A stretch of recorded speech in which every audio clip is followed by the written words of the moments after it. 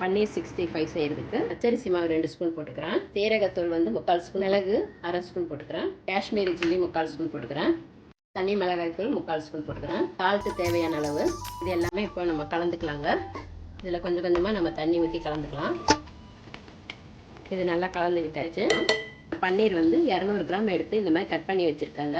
இப்போ வந்து இந்த மசாலாவில் இதெல்லாம் போட்டு கலந்து விட்டுக்கலாம். நல்லா இதில் வந்து மசாலா எல்லாமே நல்லா கரெக்டாக இருக்கான்ட்டு எடுத்து பார்த்துட்டு நல்லா கலந்து விட்டுக்கலாங்க.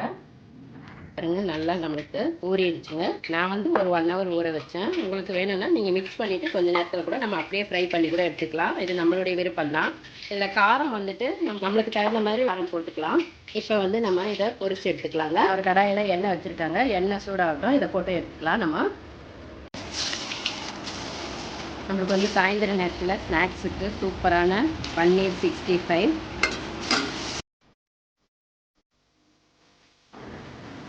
நம்மளுக்கு வந்து பன்னீர் 65 சூப்பராக ரெடி ஆகிடுச்சு.